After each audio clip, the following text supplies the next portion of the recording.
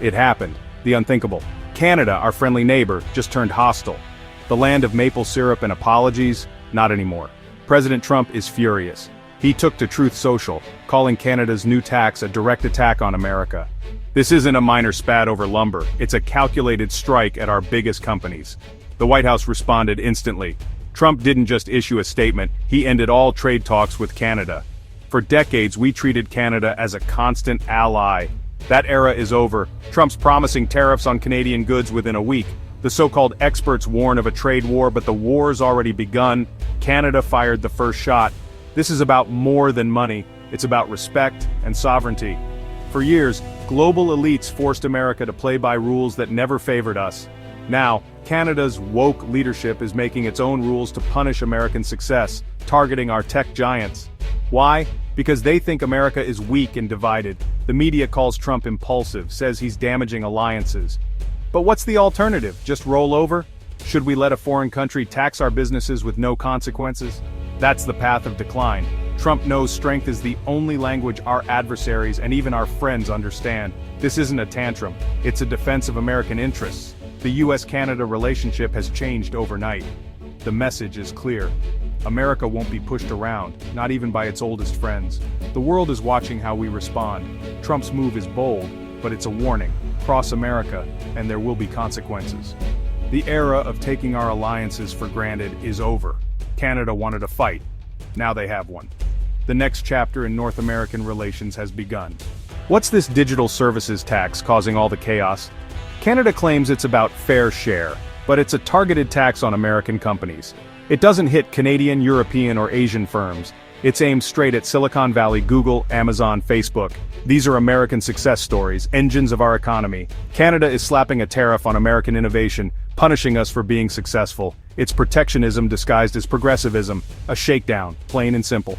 Politically, it's a bold statement. Canada is breaking from long-standing trade agreements, charting a hostile course. If Canada gets away with it, why not France or Germany? Every country could start raiding American tech for cash.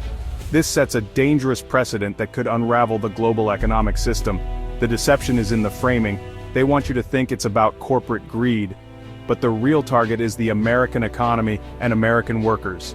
These taxes don't just hit companies, they get passed on to consumers. Higher prices, less investment, and weaker competitiveness follow. Canada isn't fighting for the little guy, they're fighting for themselves, using social justice language to justify a cash grab. The tax is a direct challenge to American leadership in tech. It's a move that could inspire a global wave of anti-US policies. The stakes are bigger than a single tax. They're about the future of American innovation. If we let this slide, we invite more attacks on our economy. Canada's move is about power, not fairness. The US must respond, or risk losing its edge. This is more than a tax. It's a test of American resolve. The world is watching. Will we defend our interests or let them be picked apart? Beneath the tax fight, a quieter threat grows. Canada is poaching America's best minds. As US campuses battle over culture wars, Canada rolls out the welcome mat for talent we're driving away. International students and top faculty are heading north, lured by promises of stability and opportunity. The Trump administration's crackdown on radical ideologies is necessary, but it's creating uncertainty. Canada is capitalizing, building its academic sector with American-trained talent. We pay to educate the world's best, then watch Canada hire them. It's a brain drain that could shift North America's balance of power. America's strength has always been its intellectual capital. Now, we're telling the world's brightest to go elsewhere, and Canada is happy to take them. This is a self-inflicted wound that could bleed for decades. The cost of losing our talent may be higher than any trade war. Harvard's crisis shows what's at stake. Once a beacon of excellence, it's now mired in radical ideology and identity politics. The Trump administration's pushback, threatening visas and funding, was essential. But as we fight to reclaim our institutions, we create uncertainty. That chaos makes the US look unstable, turning our universities into battlegrounds. Canada seizes the moment, offering a haven for top academics and students. Come here, they say. No messy politics, just opportunity. We must restore merit and sanity to higher education, but risk a short-term brain drain. Canada is exploiting our divisions, building its future on our crisis. This isn't just a culture war, it's a battle for national security and prosperity. If we lose our edge in education, we lose our edge everywhere. The fight for our universities is about America's future. We can't let our best minds slip away. Canada's gain is our loss. The stakes couldn't be higher. The world is watching who wins this battle. Our future depends on it. The US-Canada relationship was once unbreakable. Family, not just allies.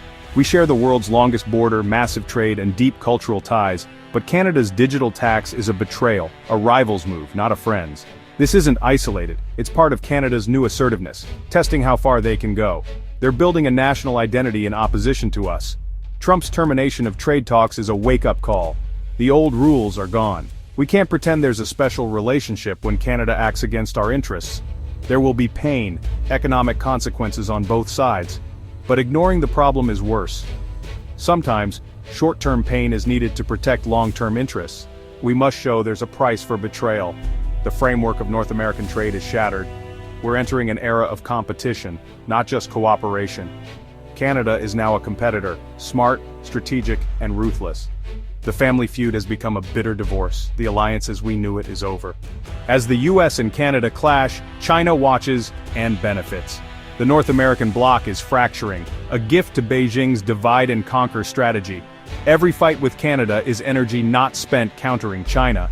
While we're distracted, China is innovating, investing, and dominating future supply chains. They paint themselves as defenders of free trade, even as they play dirty. Our trade wars push allies away, leaving us isolated. If we can't manage our closest neighbor, how can we lead a global coalition? China sees in America distracted and alone. This is the world the CCP wants. The real threat grows while we fight among ourselves. Who pays for these trade wars? Not politicians, ordinary Americans. Tariffs mean higher prices for cars, groceries, and everyday goods. The promise was jobs would return, but the data says otherwise. Manufacturing hasn't come back. Companies just move production elsewhere. Now, a trade war with Canada threatens even more disruption. US-Canada supply chains are deeply linked. A car part may cross the border 6 times before assembly. Trade war means layoffs, higher prices, and pain for American workers. It's a strategy that sounds tough but hurts our own people. The hollowing out of America accelerates. We're angrier, poorer, and more isolated. We fight friends while adversaries grow stronger. The real cost is paid at the checkout line, every day. The people cheering these wars are insulated from the pain. For millions, the consequences are real and immediate. The American family pays the price. This is the new North America. Rivalry, not partnership. The US is no longer the undisputed leader, but one of 3 competing powers. Canada is using our divisions to build its own strength, poaching talent and challenging our dominance. The seamless flow of goods and jobs is at risk. Walls and tariffs are rising. We're all poorer and less competitive as Asia surges ahead. The Western alliance is cracking, starting at home. If we can't manage Canada, what does that say about our global leadership? America's decline is not inevitable, but reversing course takes honesty and resolve. We must rebuild alliances, starting with our closest friends. The world is dangerous. We need allies, not new enemies. Right now we're turning our best friend into a rival. This is a tragedy of our own making. The choice to change is still ours.